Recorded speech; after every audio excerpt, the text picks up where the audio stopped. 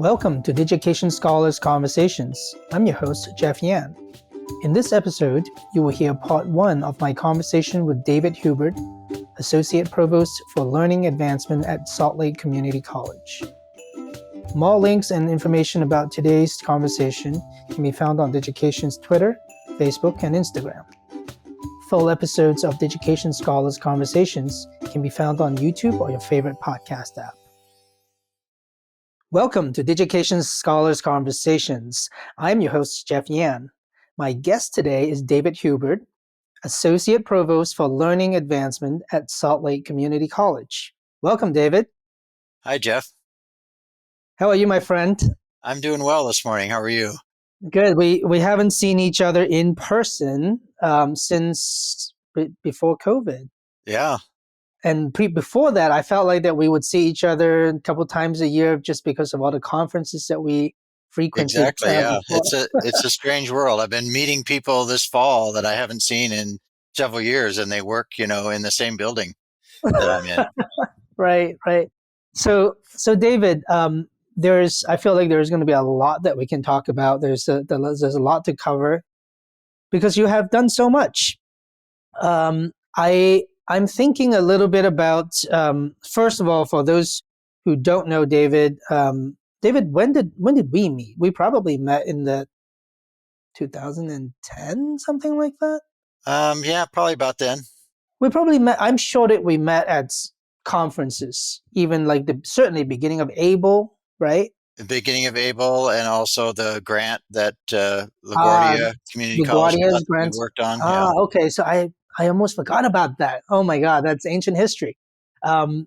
Okay, so we are going at it like a little inside base. We're going to tell people what that means. So ABLE, which you are a board member and treasurer, if I am right, at ABLE? Correct, yeah. Can you tell us what ABLE is, what it stands for? What's this acronym? AAEEBL. Association for Authentic, Experiential, and Evidence-Based Learning. It's a great organization. It's been promoting that kind of learning, which we associate with electronic portfolios. I think it's probably a little bit broader than that, but that's what drew me in. And I've been on the board for, 5 or 6 years now. Yeah, it is indeed a great organization. And, I've loved going to, the conferences, that ABLE has held, for the last decade and more. Yeah. And that's probably where we met a lot of, and then you had also mentioned that at the grant, that LaGuardia Community College had sort of structured, and it involved, what was it, like 30 schools, something like 25 schools? 25 or 6 schools. It was the Connect to Learning grant. Yeah, right. They're two grants actually. Mm-hmm. And these were, I think at least one of them was a FIPSI grant. And we were obviously a sub recipient of that and participated in that, and that's really where we, learned our lessons about ePortfolio and just met lots of folks around the country that were working on ePortfolio and reflective pedagogy, and it was just super for us in terms of our learning curve. It was I felt like it was quite an amazing moment because there were all these people from all over the country who has had their own thoughts about portfolios. And you did not start there. You actually had done portfolio work before then, didn't you? Yeah, we had started before that, but, we were just feeling our way, and it was so helpful for us to meet folks from other schools that were doing similar kinds of things, but in different ways. So they were learning from us, I think, and we were learning from them, definitely. Yeah. And I think that, that was such a great moment because it was like everyone's figuring out their own thing, and then they got together and just shared and go, oh wow, you're doing this too. And it was an amazing moment. I'm really grateful to have been part of that process, as well as we also benefited a great deal in learning so much from it. Yeah. And drew so much inspiration. And of course, from that cohort, many of the institutions have become sort of renowned at their portfolio work, including Salt Lake Community College. Yeah. Now, I remember that when you were doing that, you were not yet the associate provost for learning advancement. Am I right? That's probably true. I've had kind of an interesting career arc. I've sort of been in and out of administration and faculty Mhm. lines, and now I sort of have the best of both worlds because I do have an administrative position, but I teach regularly.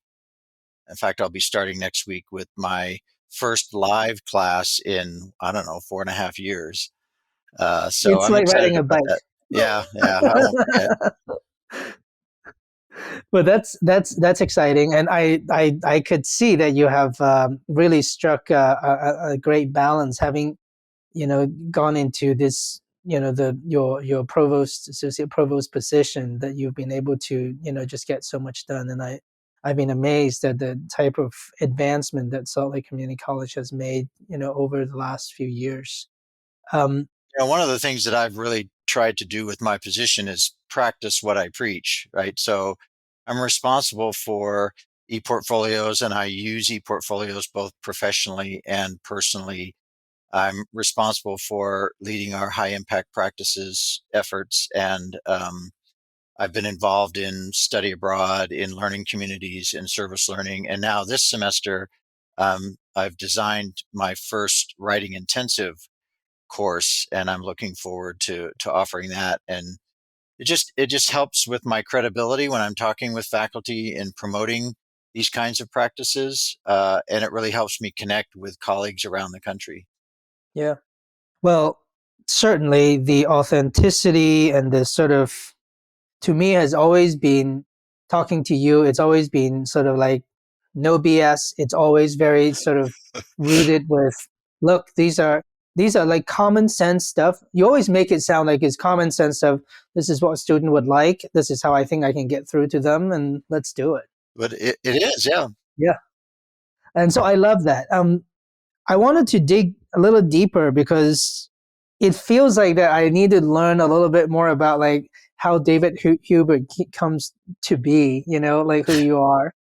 Can you tell us a little bit about, I don't know, like like, is this some parts of growing up, or some parts of your life that shapes you to these kind of, the way that your philosophy and the way that you do things? I don't know. That's an interesting question. I grew up in rural Western Colorado, and I was pretty much a free range kid. It seems so strange today, but I mean, I was out of the house and on my bike and roaming on the roads and in the country all over the place with my friends. And my mom literally, when I was younger, my mom literally used to ring a bell on the back porch, and I could hear it. And then that was time for me to come home for dinner, and then I would come home, but I was just out all day. So I think that sense of exploration and independence, I try to bring that to my work. So, for example, recently, earlier this year, I became responsible for our prison education program, Mm. about which I know nothing, but I'm set in the spring, the coming spring, to teach in the prison. And I'm really looking forward to it. It's just that sense of like, I don't know what this is, but I feel like if I'm going to be administratively responsible for it, I need to be intimately aware of all the ins and outs of what it's like to teach incarcerated students. So I just, it's that Mhm. sense of exploration and Yeah. what's around the next corner kind of thing. But it's also a sense of, I mean, so first of all, free range, grass fed, organic, Yeah. right? Yeah. That's who you are. And then but it's really that sense of wanting to roll up your sleeves and really understanding the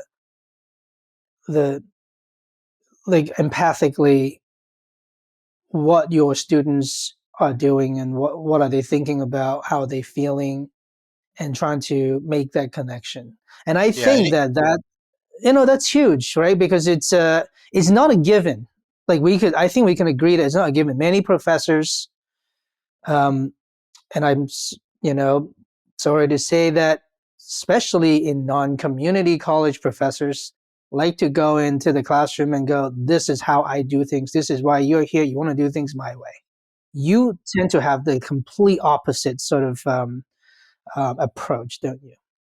Well, one of the things I do anytime I do something new, I that I'm asking students to do something new. So, for instance, this writing intensive course that I'm going to start next week, I do all the things that I ask students to do, and then I model it for them. So I'm asking them to engage in a certain writing process where they have to do some research.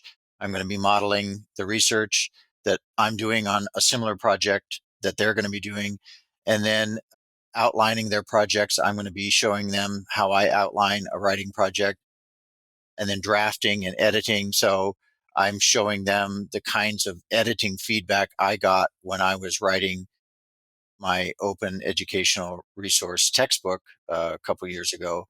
I've saved all of that editorial feedback that I got. So I'm sharing it with them to see, so that they can see that what I'm asking them to do is sort of what someone does when they engage in a writing project. And I'm willing to do it with them. So I don't know. I think that's important. And I'm really conscious of doing that, especially the first time I asked students to do something that I haven't done before in class. Um, I don't know. It's just important because I think you're right. You've got to sort of understand it from the student's point of view. Yeah. It's one thing to put it in your syllabus and to create the assignment and sort of put it out there for students, but until you've been on the receiving end of it, you can't really know what it's like and how much time it takes and how frustrating Right, it right, is maybe. And that right, allows you to make some adaptations the next time around right. that you do that thing. Now, you talked a little bit about modeling, um, and I think that it's incredible. It's a fantastic way to to get students engaged. Um, and one thing that I have heard a lot about from the e-portfolio community, from from Able, and from many of our colleagues and friends, which we focused a lot on, is reflection. We talk a lot about reflection, and how vital and important it is for students to get a grasp at, and learn how to do that. um, how do you um, have you done some kind of modeling on how to do reflections with students, and how do you do that? Can you give us a quick sort of like a quick lesson here?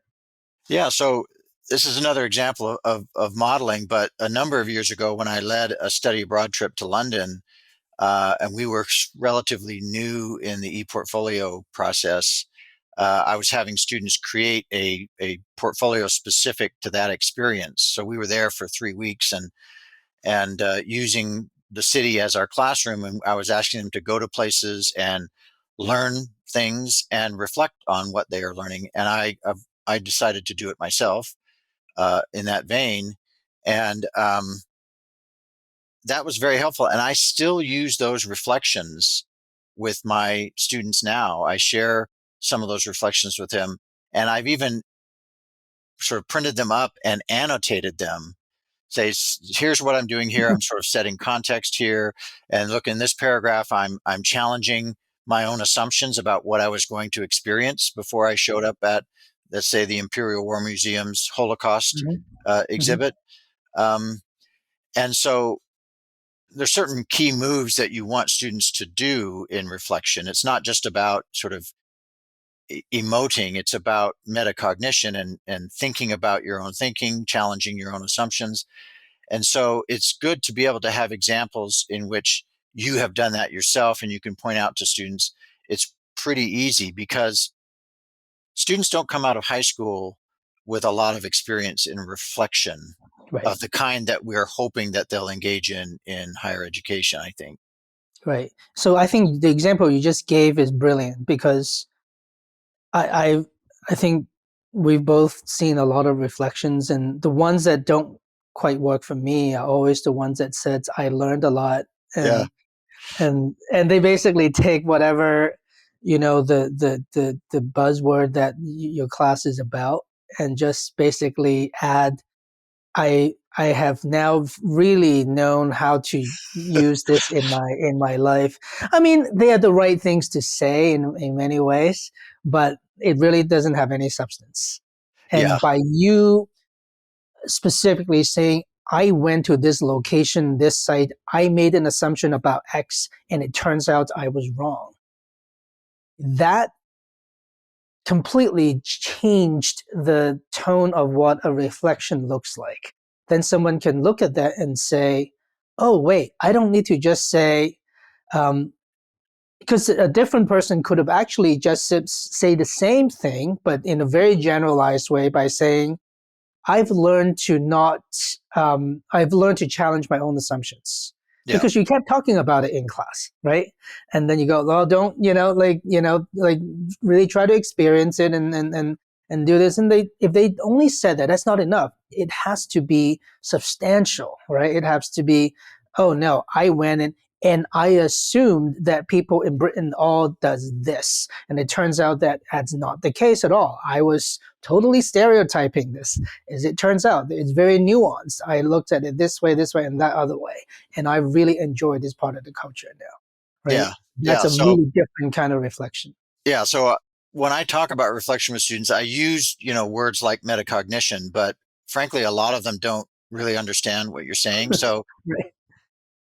I talk to them more about when I'm reading your reflection, I want to see your mind working on the Mm, page. I want to see you challenging your assumptions.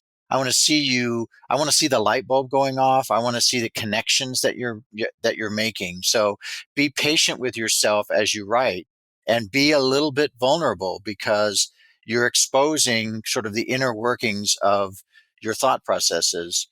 And students just aren't used to that, but it takes some work in class, and they need to be given lots of opportunities, and then they suddenly sort of feel free to engage in the kind of metacognition that we're yeah. hoping for. Yeah.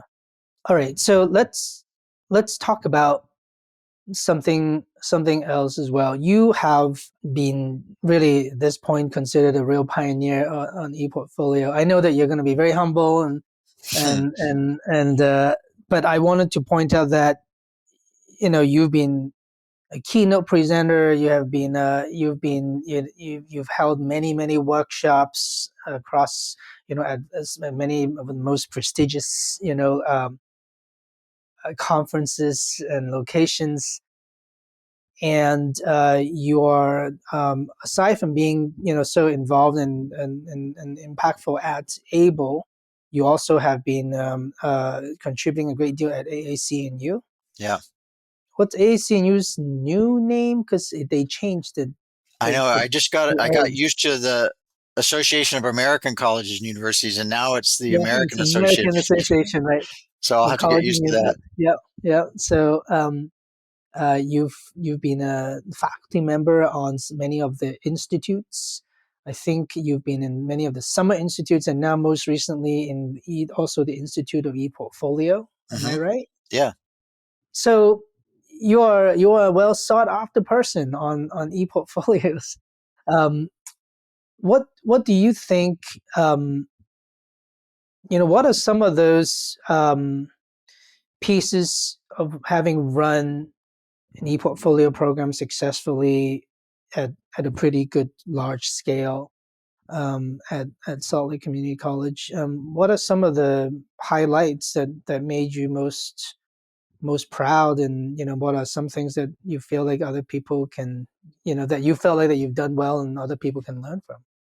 Well, I think my contribution, especially at conferences and for AAC&U through their institutes, is not sort of the theoretical and the academic. There are folks that are associated with AAC&U that do a fabulous job at that and help folks situate their e-portfolio initiatives or other kinds of high impact practices in the literature, in models, in best practices, and things like that. But I don't think that's my forte. I think my expertise is in the day to day implementation of an e-portfolio initiative, for instance. So my personal administrative portfolio has to do with things like e-portfolio, service learning, open educational resources, assessment, and I have a fabulous group of people that I work with in my office. But I I keep it hands-on, and I have that history of 15 years now of working to cultivate, for instance, an e-portfolio initiative. And when I started, it was just me in an office making tutorial videos and having students come line up at my door and say, hey, help me with my e-portfolio. And then I was able to get staff and budget. And so we have a pretty robust effort here. So I think where I help folks the most is on those day-to-day tactical moves that can help you build a high impact practice like ePortfolio. The professional development that you need with faculty, how to integrate it in the curriculum and co-curricular activities, how to anchor it in processes like the curriculum process and faculty rank and tenure. I just have experience in all of those things, and it's just how do I want to say, it's been very rewarding, but of course it's always challenging as well. There are ups and downs, but as long as the curve is generally up, I'm happy.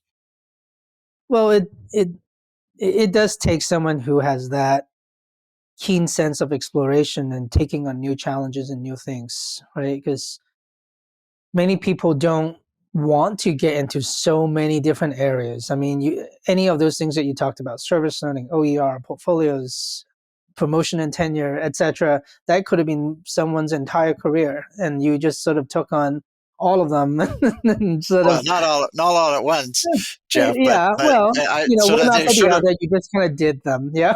they sort of gravitated, and now that's I Yeah. think why I have a lot of work. That's why I do a lot of work with AAC&U, is that sort of the nexus of all the things that I work on is Mhm. exactly the sweet spot of liberal education and high impact practices that AAC&U is trying to promote. But one of the things that I really worked on, especially thinking about early on in ePortfolio, most of our faculty, when we said ePortfolio, really had a hard time imagining, getting their mind around what an Mm. ePortfolio was.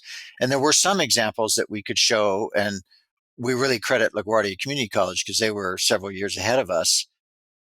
But one of the things that we did was we simply created what we thought were model student portfolios. I mean, we simply made them up, but just to show faculty, this is what a robust general education e-portfolio might look like if we ventured down this path. And that act of visualizing for people is, I think, one of the most important things that you can do. Say, if we make this change 5 years from now, this is what our students will be producing. And then light bulbs go off and people say, oh yeah, I think I can get behind that. Mm-hmm. Well, there is obviously a great deal of, we shouldn't forget there's a great deal of leadership skills that goes into what you do to motivate your staff and motivate, those around you. But like you said, it's, it comes from many different areas. It's you being authentic. It's you saying, hey, I'm not just asking you to do the hard work. I did the hard work also. So I know what hard work we're talking about. And it makes you, and I'm going in to teach. I'm not just telling you how you should teach without me first, finding it out myself firsthand. Yeah. I think that's that whole sort of mode of modeling and sort of being hands-on and exploring. I think it's really just amazing, and I can see why you're so successful in this. This concludes part 1 of our conversation. To hear part 2, be sure to subscribe to Digication Scholars Conversations on YouTube, iTunes, Spotify, or your favorite podcast app. The Digication Scholars Conversation series is brought to you by Digication, a technology platform powering the most innovative e-portfolio programs in K-12 and higher education. Our website can be found at digication.com. If you enjoyed today's conversation, please like, subscribe, and share with a friend. Thanks for tuning in.